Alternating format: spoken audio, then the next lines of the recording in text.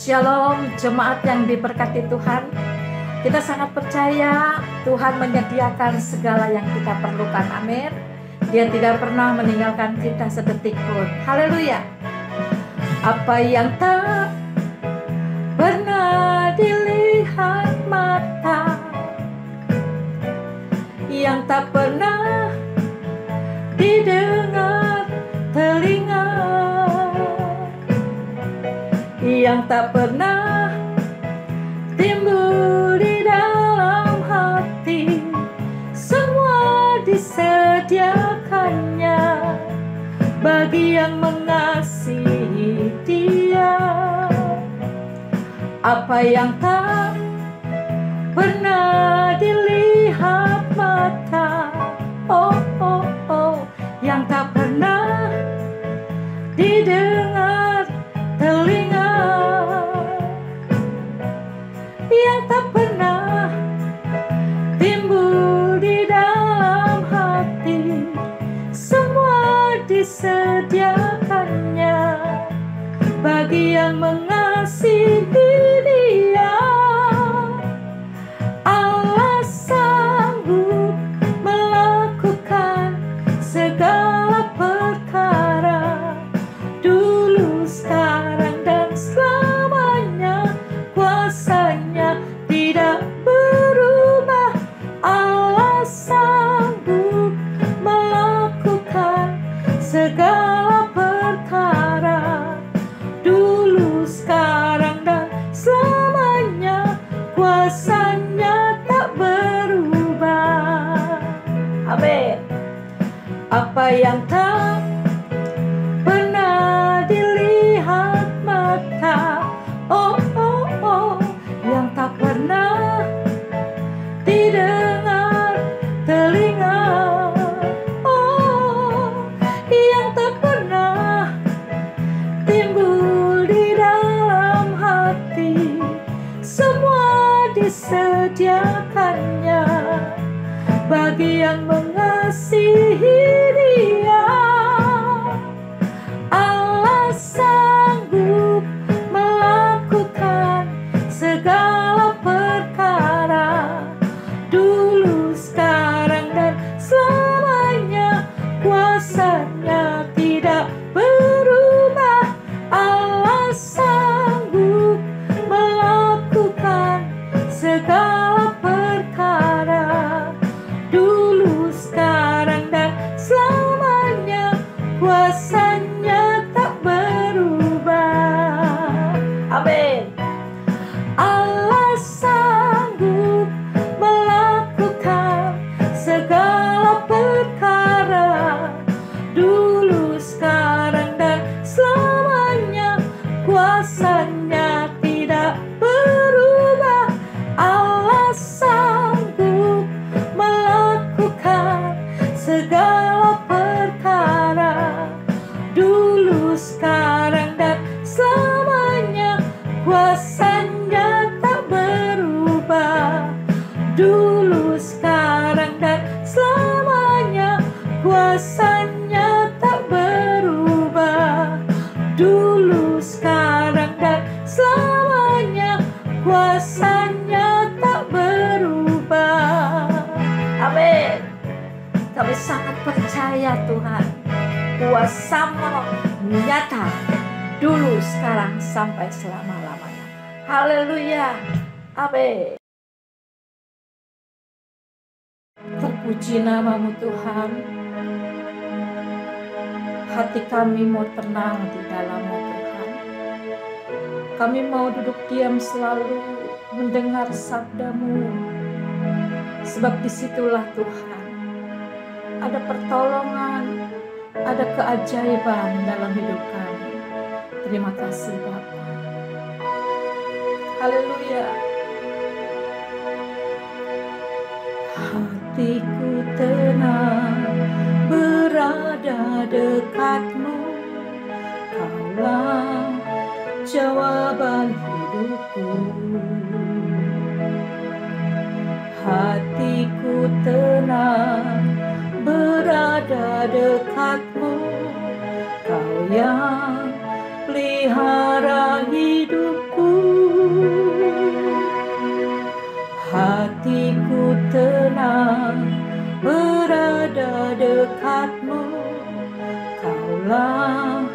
jawaban hidupku. Hatiku tenang berada dekatmu, Kau yang pelihara hidupku. Pertolonganmu begitu ajaib, Kau telah memikat hatiku. Di saat aku tak sanggup lagi, di situ tanganmu bekerja. Pertolonganmu begitu ajaib, Kau telah memikat hatiku. Kini mataku tertuju padamu, ku rasakan kasih-Mu Tuhan. Amin. Hatiku tenang berada dekat-Mu, Kaulah jawaban hidupku.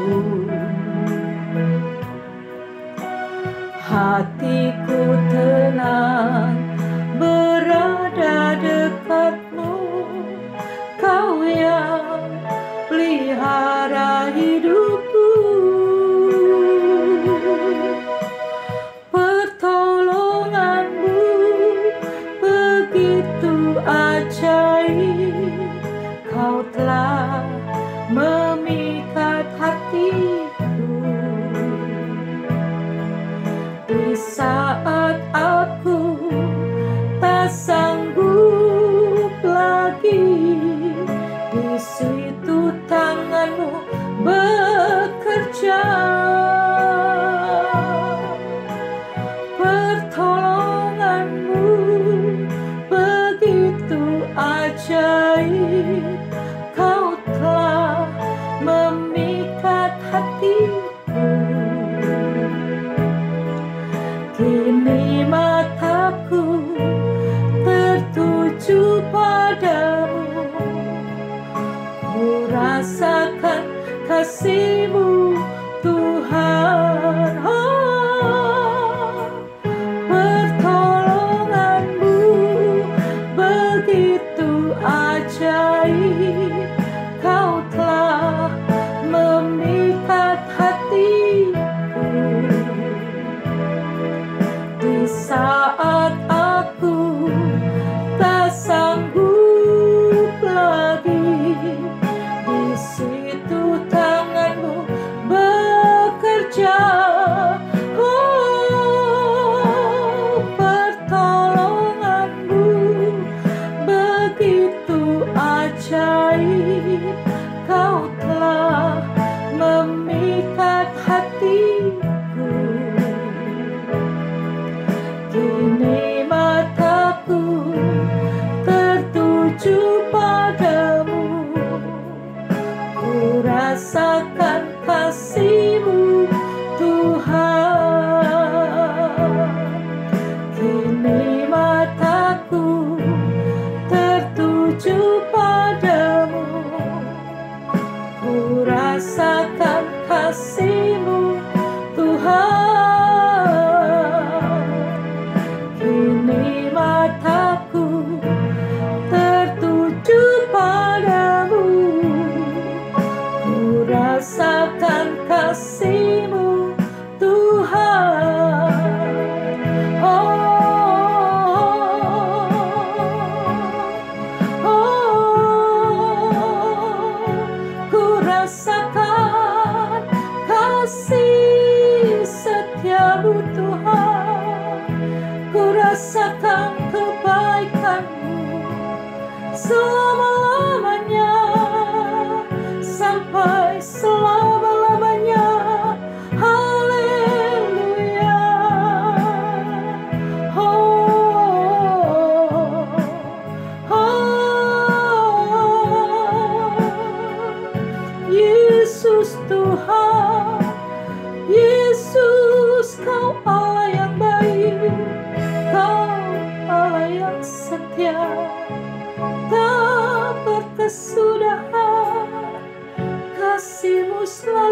baru setiap hari.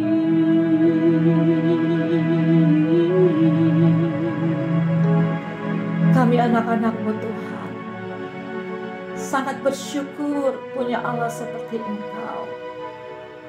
Hanya dekat kepadamu hati kami tenang. Terima kasih Bapa. Terima kasih melewati badai pencobaan pandemi ini. Kami yakin dan percaya pertolongan-Mu luar biasa atas hidup kami. Dalam nama Tuhan Yesus. Haleluya. Amin. Shalom Bapak Ibu Saudaraku sekalian. Puji Tuhan ya, kita bertemu lagi di dalam anugerah Tuhan. Pagi hari ini kita akan melanjutkan pembahasan kita mengenai membangun manusia rohani.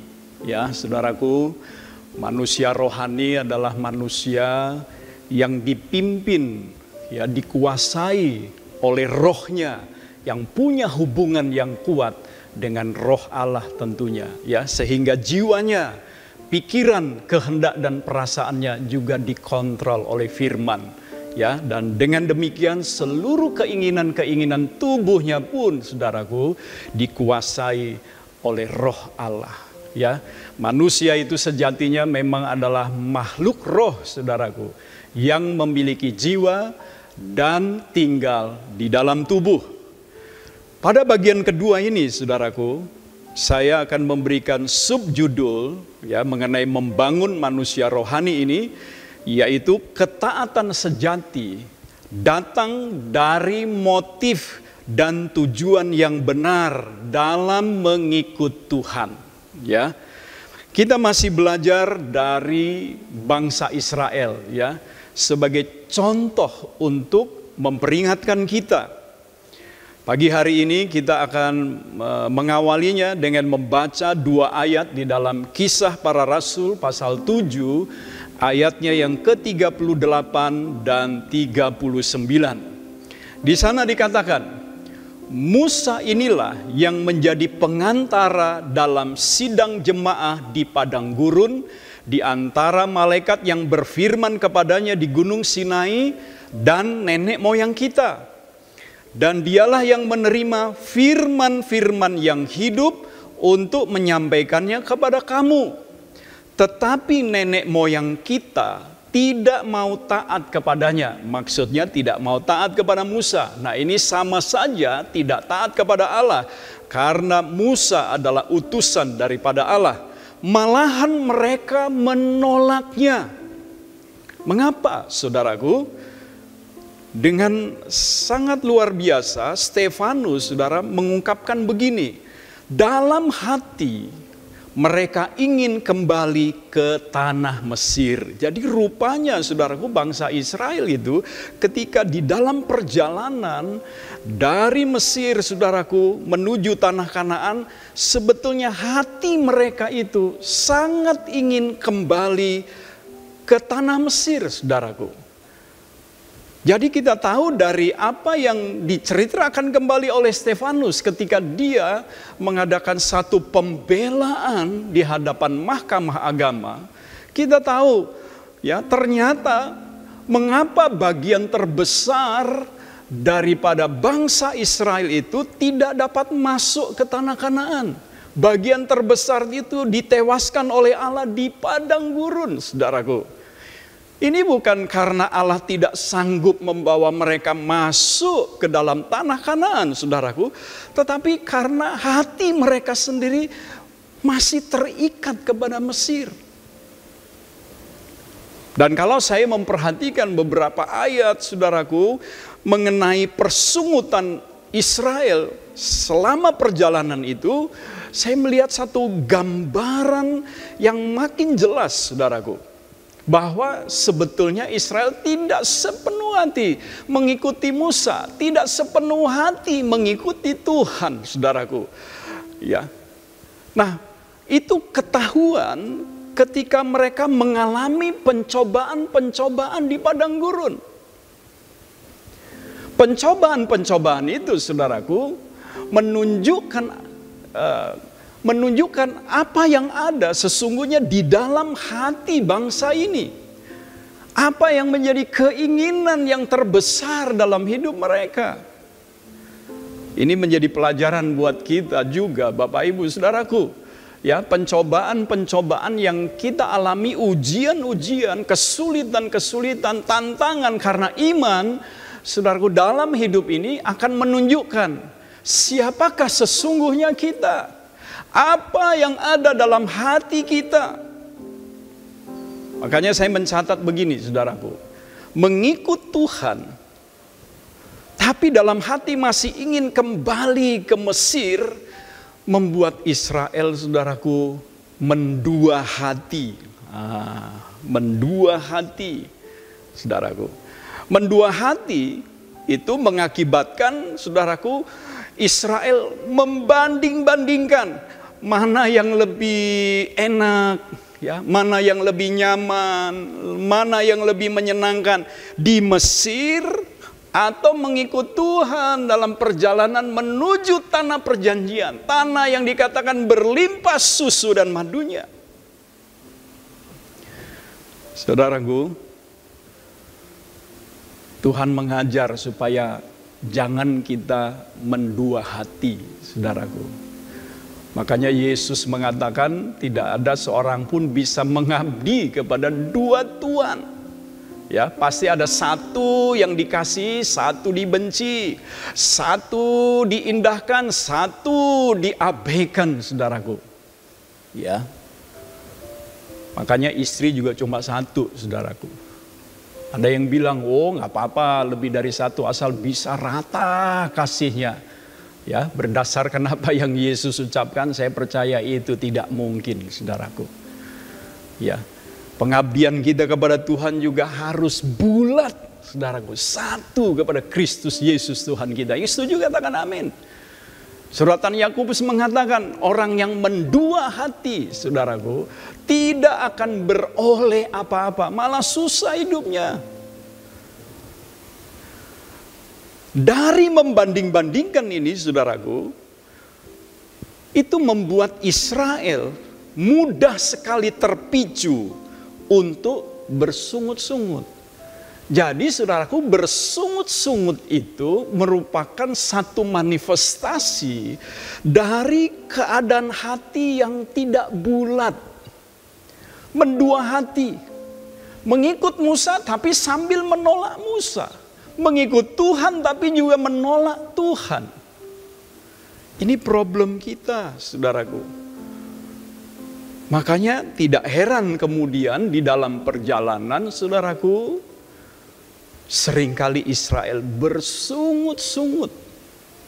Padahal Tuhan kurang apa, saudaraku? Ya, minggu lalu kita belajar, saudaraku, bagaimana Tuhan menyediakan dirinya sendiri untuk memimpin Israel. Dia memenuhi semua kebutuhan. Memang dia mengizinkan, mencobai, maksudnya menguji hati Israel. Supaya Israel itu bisa memahami hati mereka sendiri. Supaya mereka tidak kenal diri. Apakah mereka orang yang rendah hati dan mau taat, atau sebaliknya mereka orang yang tegar tengkuk.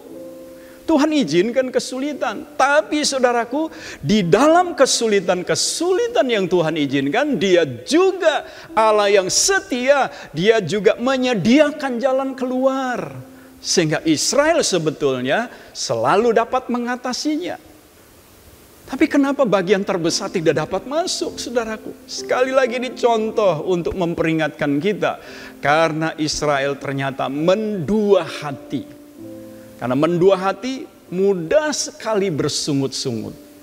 Ini beberapa catatan saya tentang persungutan bangsa Israel.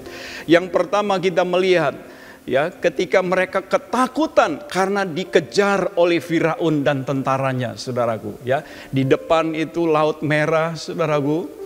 Ya, di belakang waktu mereka menoleh, saudaraku, Firaun dengan tentaranya yang gagah perkasa, makin mendekat. Mereka ketakutan, saudaraku. Kalau saudara perhatikan, saudara membaca ayat-ayat yang saya berikan itu, saudara, saya catatkan buat saudara. Saudara, mereka merasa mengapa sih Musa memimpin mereka keluar dari tanah Mesir? Jadi mereka menyalahkan Musa di situasi yang sulit itu. Saudara, kalau kita tidak menetapkan hati kita sendiri mengikut Tuhan, saudaraku, nanti kalau ada kesulitan, kita bisa menyalahkan orang lain. Ini gara-gara kamu, ya, suami nyalahin istri, istri nyalahin suami, ini gara-gara kamu ini. Saudaraku, kalau kita nggak membulatkan hati kita, tidak sungguh-sungguh, saudaraku, di dalam motif dan tujuan kita yang benar di hadapan Dia, kita bisa menyalahkan orang lain. Yang kedua, ketika mereka haus, ya, mereka sudah berjalan kira-kira 3 hari 3 malam, saudaraku, ya. Tetapi ketika mereka menjumpai air, air itu ternyata pahit, saudaraku. Makanya tempat di mana mereka mendapatkan air tetapi pahit itu disebut Mara, saudaraku. Secara manusia memang bisa punya alasan, sudah 3 hari 3 malam tidak mendapatkan air, saudaraku. Lalu ada air pahit, saudaraku. Tetapi ingat, saudaraku, Allah selalu menyediakan jalan keluar. Nah, Israel tidak memperhatikan bagian ini. Waktu masih di Mesir pun, saudaraku, mereka melihat tulah-tulah itu, bagi mereka itu satu mujizat, saudaraku. Ya, mereka tidak memperhitungkan ini. Ketika melewati Laut Kolsom, mereka seperti lewat, saudaraku, di tanah yang kering. Saudaraku, ada dinding air yang luar biasa. Ditahan oleh kuasa Allah sehingga tidak menenggelamkan mereka. Mereka bisa berjalan aman. Sementara ketika Firaun masuk ke situ, mereka sudah sampai di tepian, saudaraku. Di darat. Allah tenggelamkan semua. Waktu itu Miriam pun menyanyi-nyanyi memuji Tuhan. Tapi kemudian segera hal-hal seperti itu dilupakan. Mereka bersungut-sungut lagi. Yang ketiga, karena mengingat daging dan roti di Mesir. Di padang gurun mereka mengeluh. Mereka bilang sama Musa, ngapain, emang kurang kuburan ya di Mesir, supaya kami dan anak-anak cucu kami mati di padang gurun. Lebih baik kami mati, ya, oleh tangan Tuhan di Mesir ketika menghadapi kuali. Kuali isinya daging, saudaraku, dan makan roti sampai kenyang.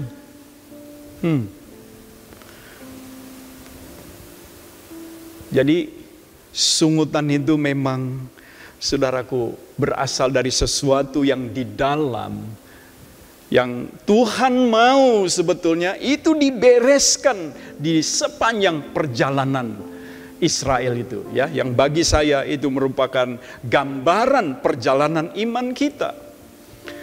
Lalu yang keempat, ketika mereka haus,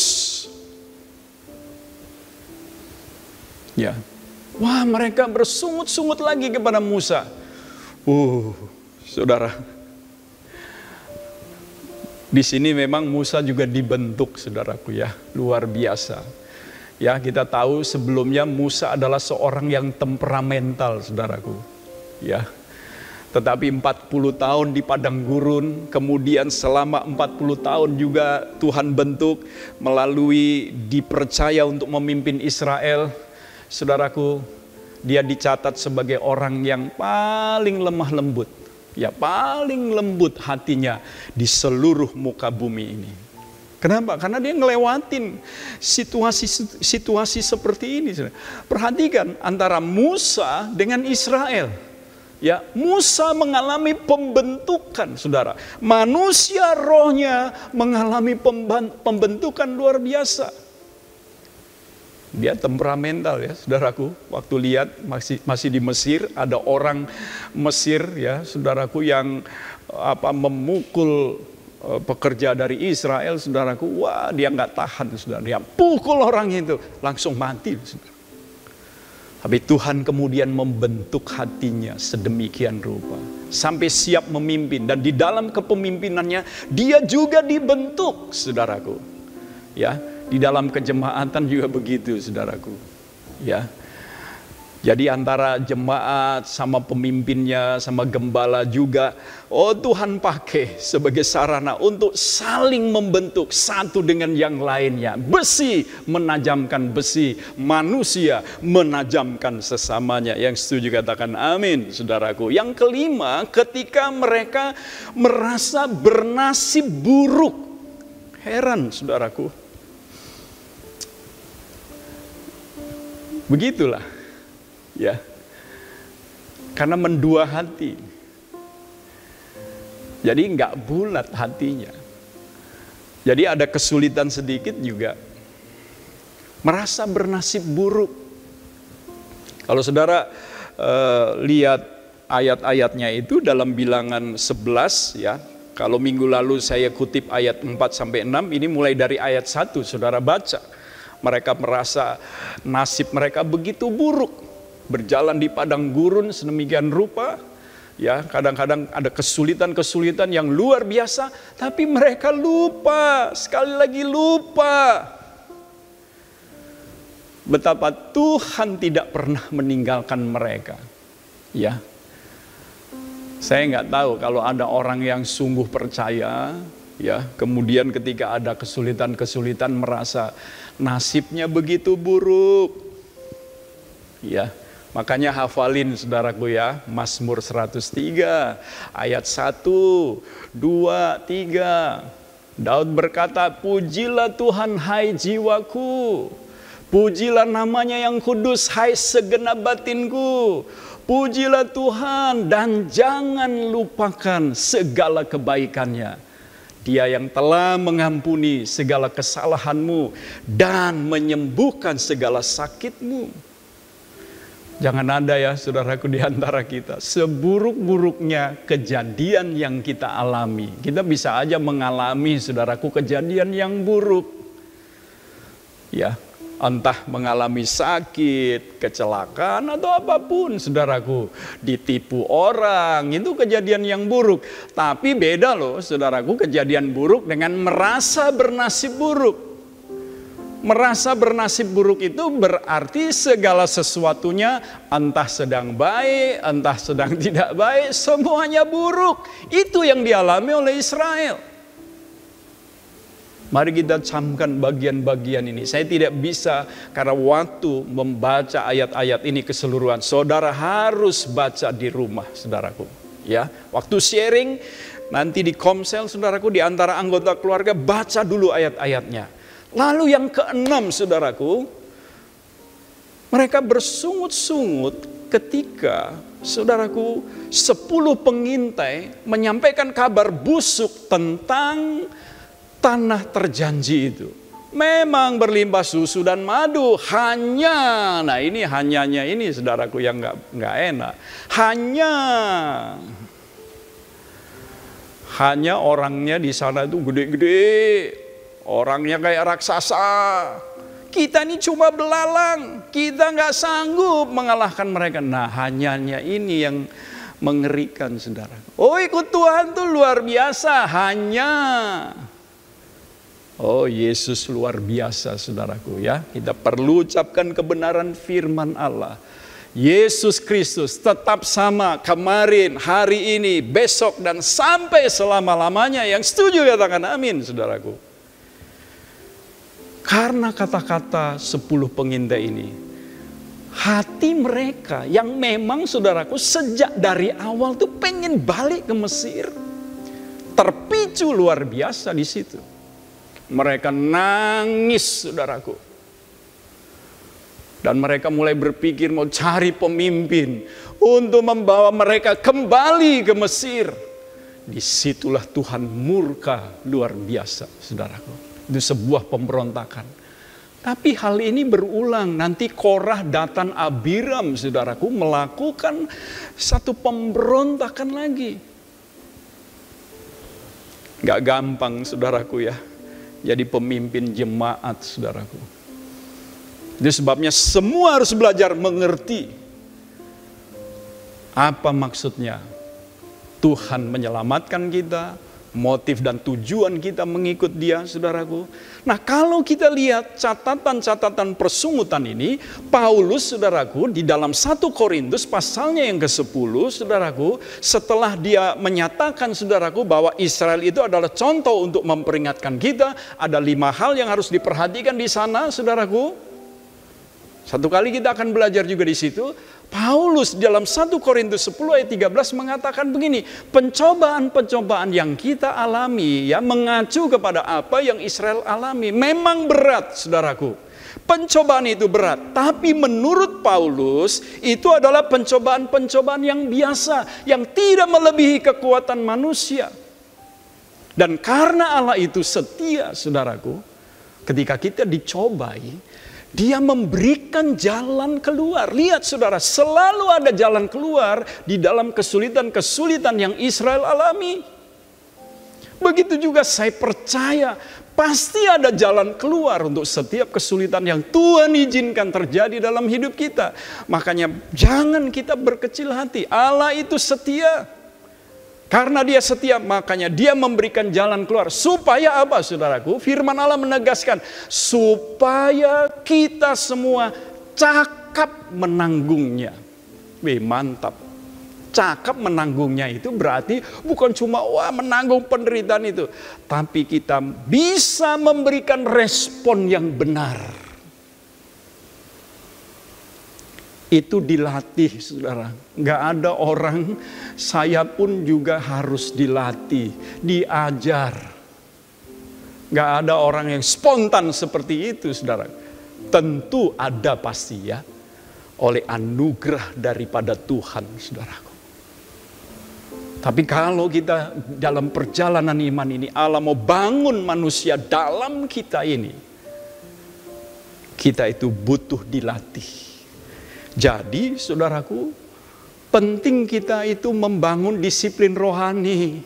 Jemaat Tuhan, jemaat yang dikasih oleh Tuhan. Beri hatimu luas untuk firman. Beri hatimu yang luas untuk Tuhan. Paulus berkata kepada jemaat di Korintus, kami ini, hati kami luas untuk saudara. Tapi di dalam hati saudara, di hati kamu hanya ada sempit, hati yang sempit. Saudara, beri kesempatan untuk Tuhan itu, saudaraku, menolong, melatih, membangun kita menjadi manusia rohani. Manusia yang dipimpin oleh roh. Manusia yang kuat rohnya. Sehingga pikiran, kehendak, dan perasaannya juga diatur, dikontrol oleh firman. Yang setuju katakan amin. Nah, saudara, semua persungutan ini menunjukkan, sekali lagi menunjukkan bahwa hati Israel sangat terikat dengan Mesir.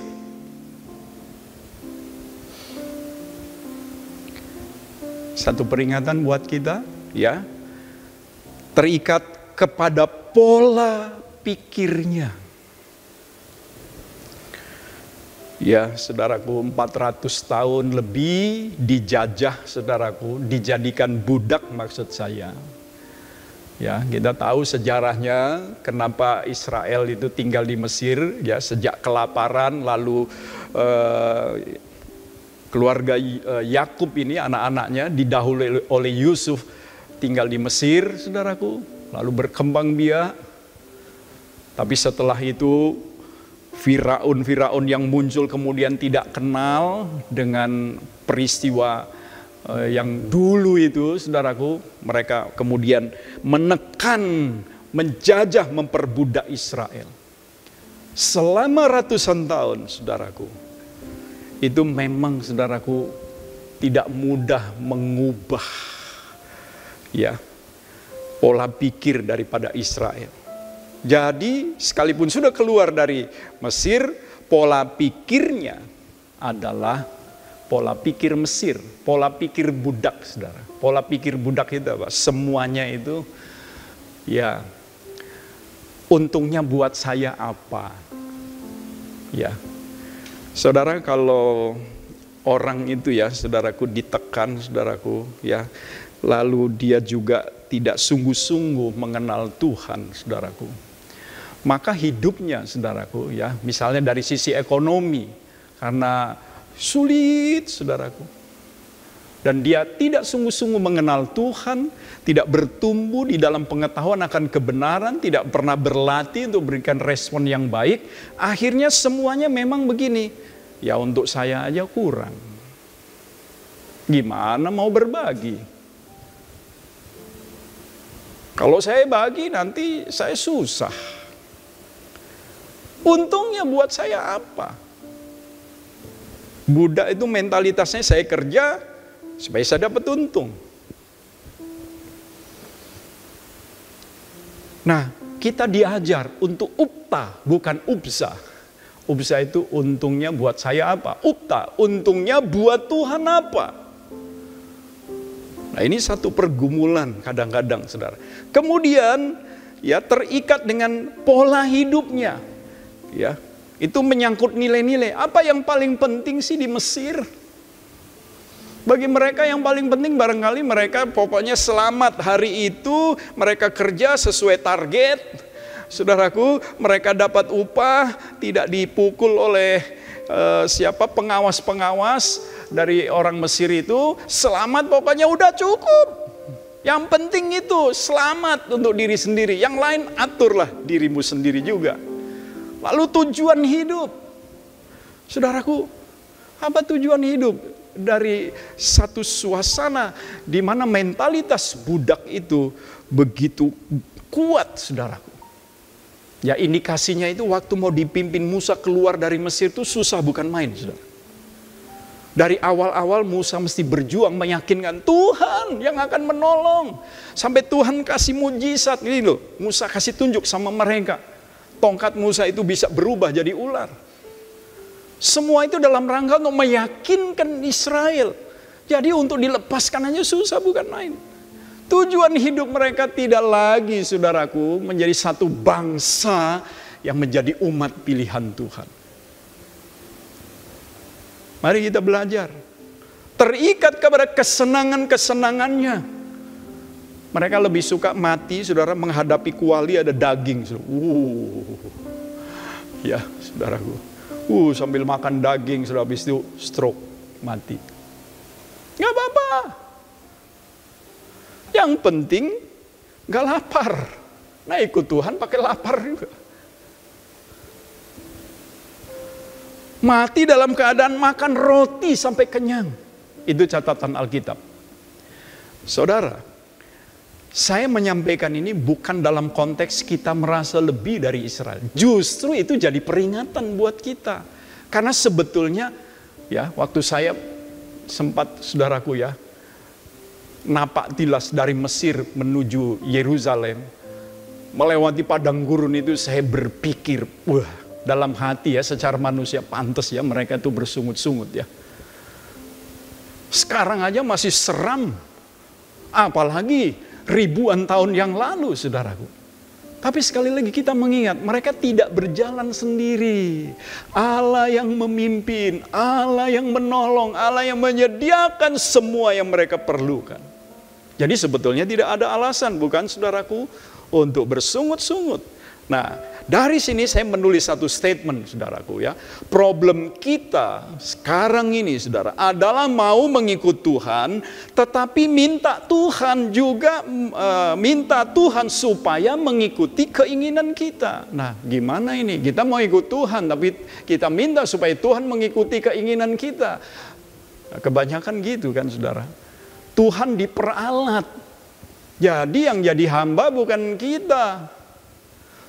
Tuhan yang jadi hambanya kita untuk memenuhi keinginan kita. Nah, ini yang harus diputar balik 180 derajat. Yang setuju katakan amin. Kita hamba, Dia Tuhan kita.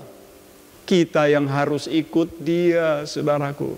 Dan untuk ikut Dia bukan dengan kemampuan kita sendiri, bukan, saudara. Dia berikan Roh-Nya. Minggu lalu saya sampaikan itu penyediaan yang luar biasa. Dia berikan Roh-Nya kepada kita. Dia berikan firman-Nya tertulis juga di dalam loh hati kita.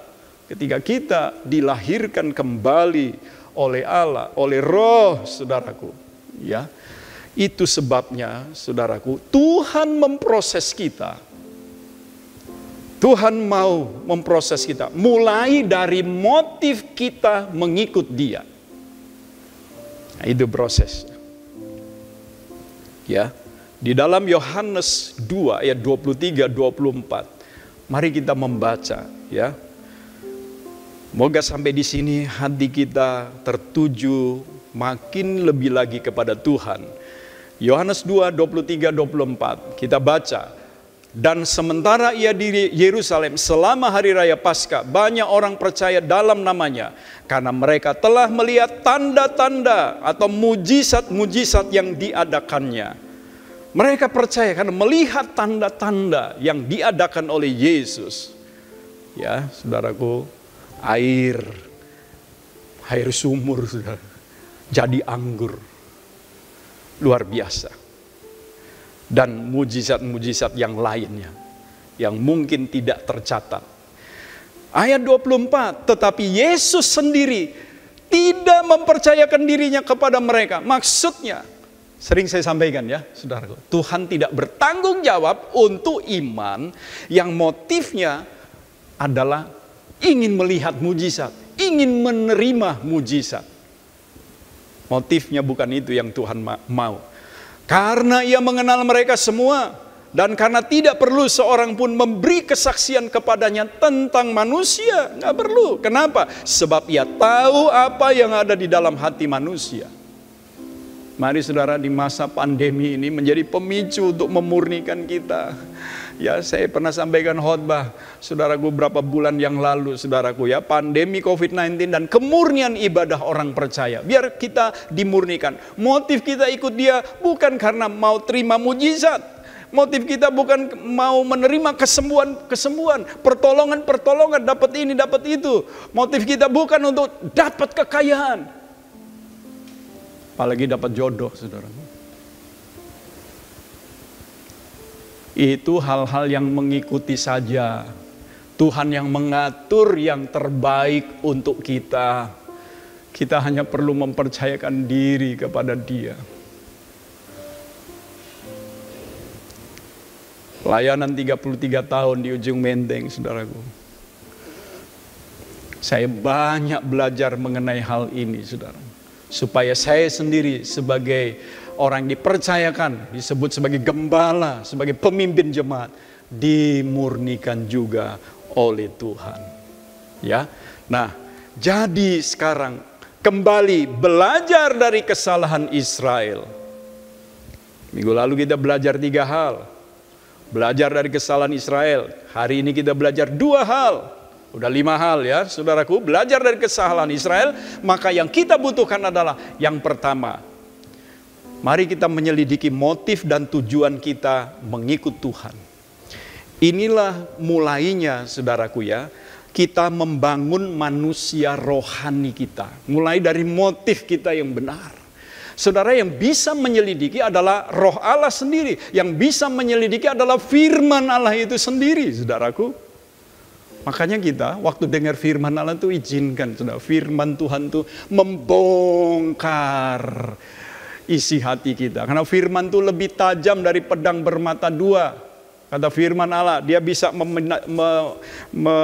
memisahkan sendi-sendi dengan semua bagian organ-organ tubuh ini, dibayangkan seperti itu. Dia bisa memisahkan pikiran-pikiran kita, motif-motif kita. Saudaraku, seringkali banyak sampah memang dalam pikiran kita, saudara ya. Motif kita itu masih dipengaruhi oleh dunia ini. Makanya firman Tuhan berkata dalam Mazmur 1 ayat 1 dikatakan, berbahagialah orang yang tidak berjalan dalam nasihat orang fasik. Nah, itu yang perlu kita buang, nasihat orang fasik.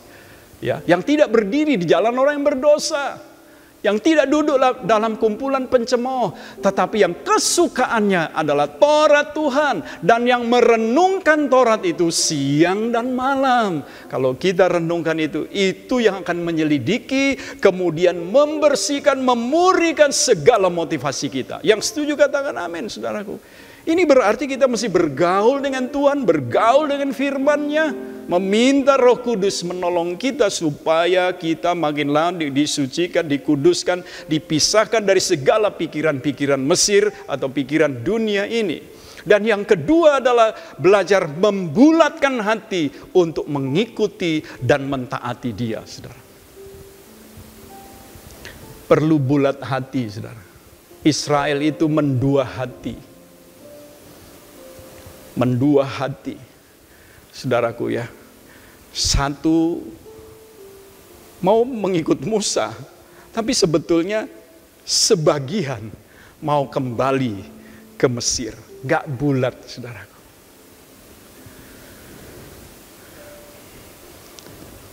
Lebih baik gak usah sama sekali, saudaraku ya. Maksud saya begini, kalau mau ikut Tuhan sebulat-bulat hati kita.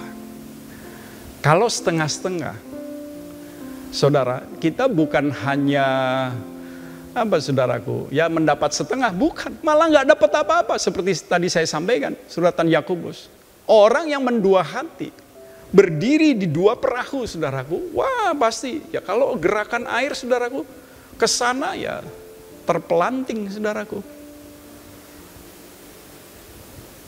Makanya sekali ikut Yesus selamanya. Sekali Yesus, tetap Yesus. Bulat, bola itu bulat. Ya. Saudara, kalau roda mobil itu, saudaraku, kotak. Saya nggak bisa bayangin, saudara. Itu jalannya bagaimana, saudara. Tapi untung roda, namanya roda ya. Bunder, saudaraku, bulat, makanya enak, saudaraku, jalan. Ya, perlu membulatkan hati, mengikut dan mentaati Yesus. Yang setuju katakan amin. 2 ayat saya sampaikan menjelang saya menutup renungan ini, saudaraku ya. Di dalam Mazmur 86 ayat 11, pemazmur berdoa begini, tunjukkanlah kepadaku jalan-Mu ya Tuhan, supaya aku hidup menurut kebenaran-Mu. Lalu dia berkata, bulatkanlah hatiku untuk takut akan nama-Mu. Jangan sampai nasihat orang fasik masuk, jangan sampai konsep orang berdosa masuk, apalagi pencemooh. Saudara, bulatkan hatiku. Kita perlu membulatkan hati ikut Tuhan, saudaraku. Sampai kita bisa berkata begini, Tuhan, Engkaulah bagianku. Ya, bisa katakan amin, saudaraku. Tuhan itu warisanku, lebih dari hidupku. Gak ada warisan yang lebih hebat, lebih luar biasa daripada Kristus di dalam hidup kita, saudaraku. Bulatkan hati kita. Lagi pula, saudaraku, saya percaya pemazmur menulis begitu karena dia tahu prinsip. Di dalam Ulangan 6 ayat 5 dikatakan, saudaraku, kasihilah Tuhan Allahmu dengan segenap hatimu, sebulat-bulat hatimu. Itu salinan Alkitab saya cari itu mungkin yang tahun 60-an barangkali ya, pakai kata sebulat-bulat hatimu. Kalau sekarang dengan kata segenap hatimu dan dengan segenap jiwamu dan dengan segenap kekuatanmu. Perhatikan, dengan segenap hati itu seolah-olah roh kita dulu. Dengan segenap roh kita, segenap jiwamu, pikiran, kehendak, perasaan kita. Dan dengan segenap kekuatan kita secara tubuh, saudaraku. Mulai dari dalam, keluar, saudaraku. Dalamnya mesti bulat, saudaraku. Maka keluarnya juga bulat, saudaraku. Segenap. Memikirkan tujuan hidup, nilai-nilai kita juga segenap. Supaya sesuai dengan kehendak Tuhan. Seluruh kekuatan kita, ya, daya pikiran kita, tenaga kita, keuangan kita, harta benda kita segenap. Karena bulat kita serahkan kepada Tuhan. Itu sebabnya yang terakhir, saudaraku. Statement ini saya tulis. Jika motif dan tujuan kita benar, maka kita akan mendapatkan kasih karunia untuk mentaati Dia di dalam segala keadaan yang Tuhan izinkan kita alami. Ini bukan soal begini, saudara. Wah, pencobaan ini berat sekali. Nggak mungkin, orang ini mungkin bisa, saya tidak bisa. Wah, kalau Pak Teo bisa, saya nggak bisa. Atau saya berpandangan, wah kalau dia sanggup, aku nggak sanggup. Ini bukan soal itu, saudara. Bukan soal beratnya tantangan. Tapi apakah motif dan tujuan kita. Dan apakah kita mau memberi diri kita untuk dipimpin oleh Dia, saudaraku. Karena Allah lebih besar dari segala persoalan kita. Allah lebih besar dari segala tantangan yang kita hadapi. Itu sebabnya saya mau kasih contoh sebelum saya tutup ini. Kalau motif dan tujuan kita salah, kita mudah lemah, saudaraku. Mudah putus asa. Dan pengen kembali ke habitat yang lama. 2 orang murid yang berasal dari Emmaus. Sehari-hari mereka mengikut Yesus, tapi ketika mendapati Yesus tidak membela diri, malah menyerahkan diri, mati tergantung di kayu salib. Mereka pulang kampung, saudaraku. Ya, mereka pulang kampung, mereka pergi kembali ke Emmaus, ke desa mereka. Kenapa? Karena harapan mereka sudah pupus. Kenapa, saudara?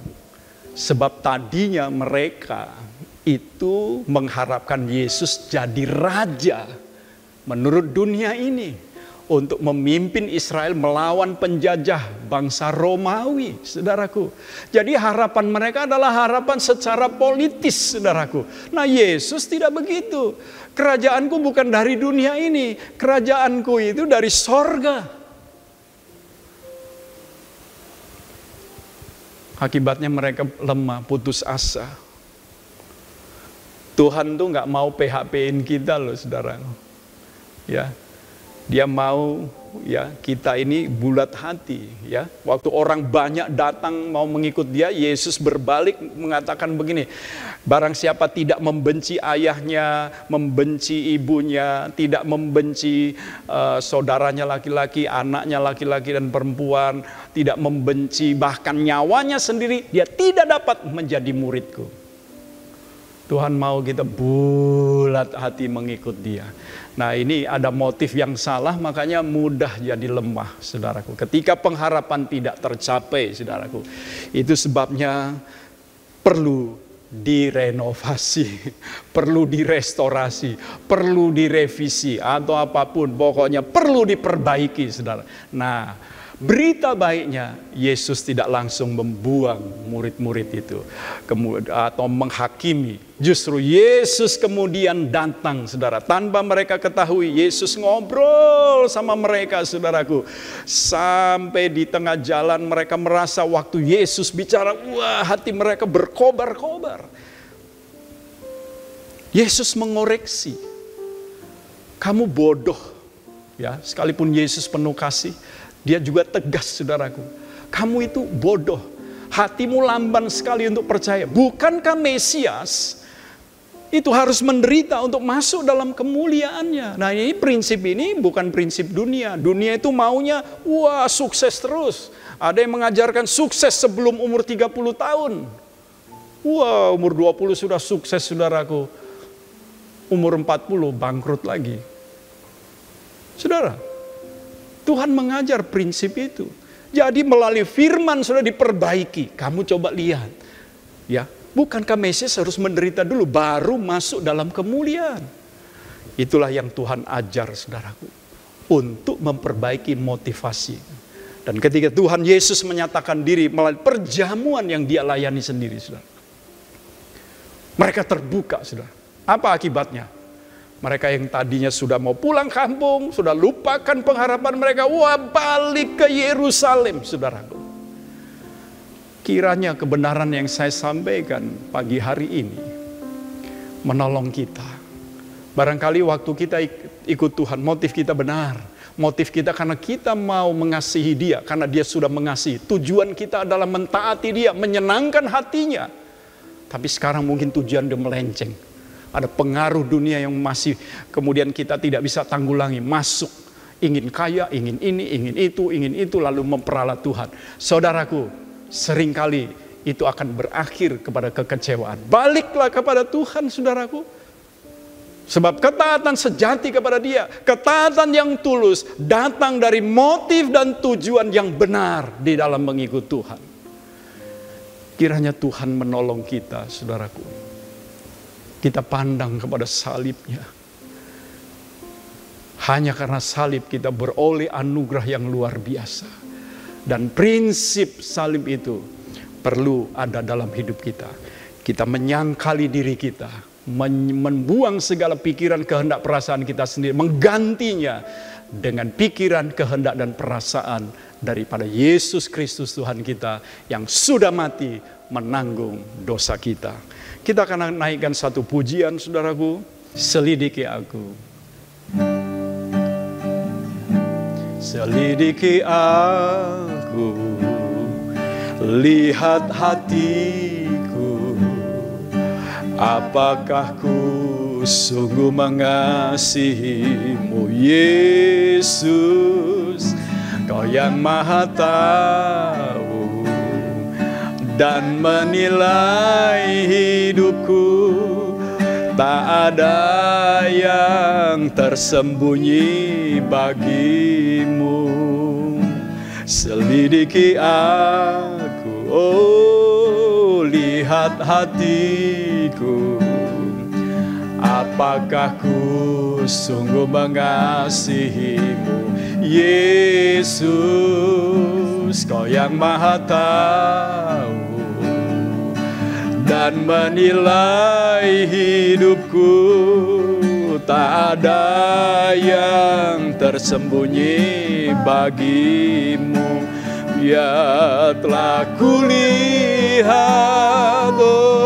kebaikanmu yang tak pernah habis di hidupku. Aku berjuang sampai akhirnya kau dapati aku tetap setia. Telah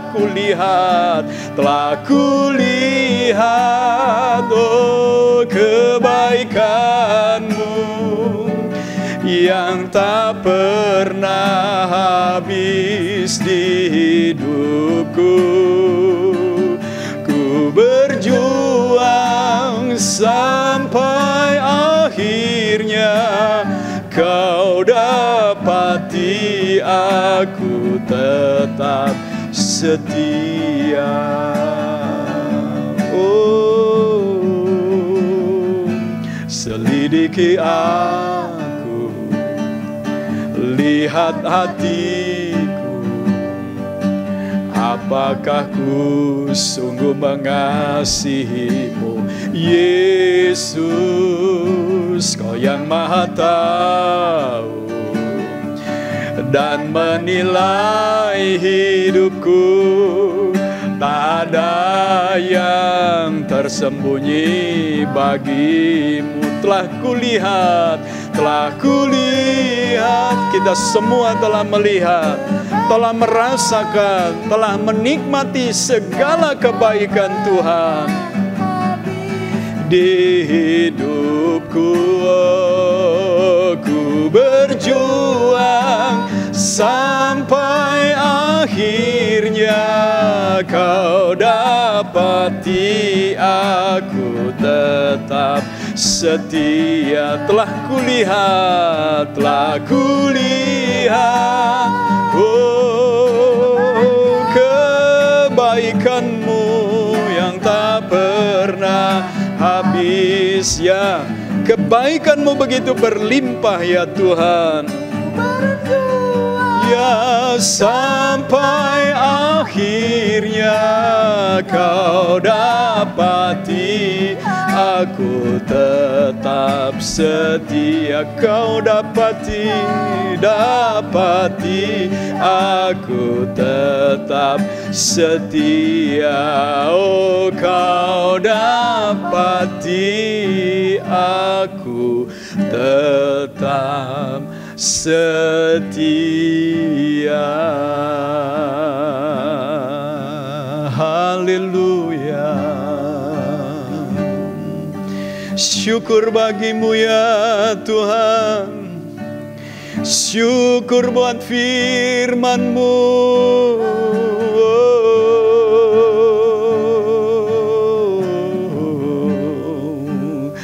Penuhi kami dengan Roh-Mu ya Tuhan. Kuasai dan pimpin kami oleh Roh-Mu ya Tuhan. Agar kami menjadi manusia rohani yang sepenuhnya dipimpin dan dikuasai oleh Roh-Mu ya Tuhan.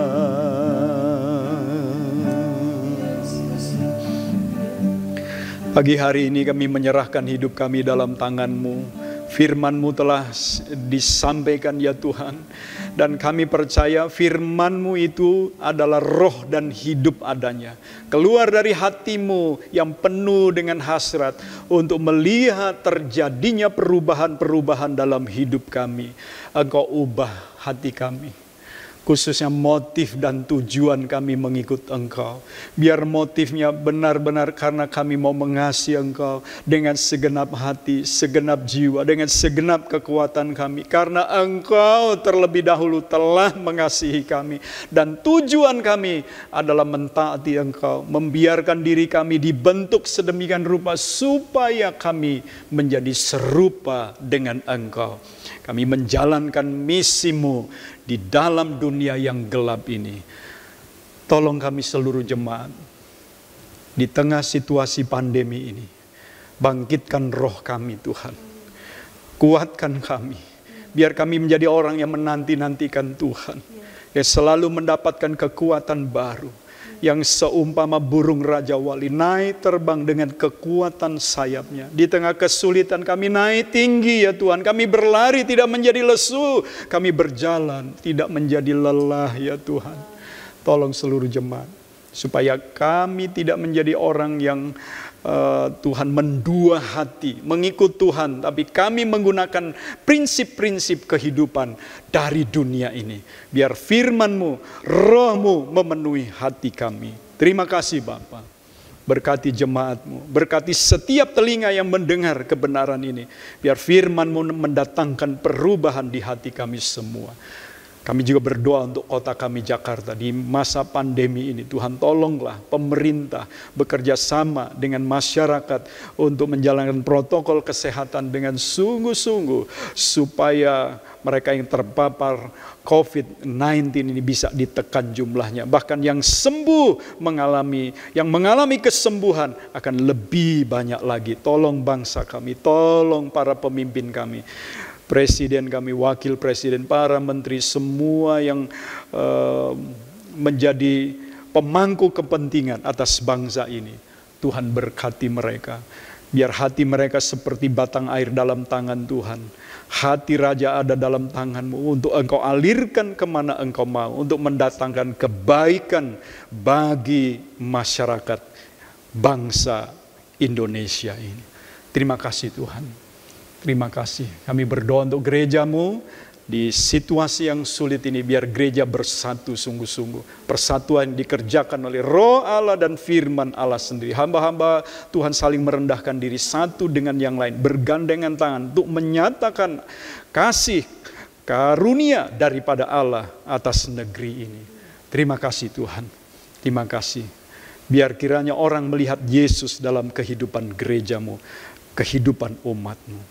Kami menyerahkan pengharapan ini ke dalam tangan Tuhan. Saudaraku, dengan pengharapan ini juga kita akan akhiri pertemuan ibadah kita secara virtual. Dan bukalah hatimu, terimalah berkat limpah rahmat dari Bapa kita di sorga. Cinta kasih-Nya yang kekal dalam Kristus Yesus Tuhan kita. Serta persekutuan, pemeliharaan, penghiburan, pimpinan Allah Roh Kudus menyertai kita mulai saat ini sampai selama-lamanya. Di dalam nama Tuhan Yesus Kristus. Haleluya. Semua yang percaya diberkati berkata, amin, amin, amin. Tuhan memberkati kita semua. Haleluya.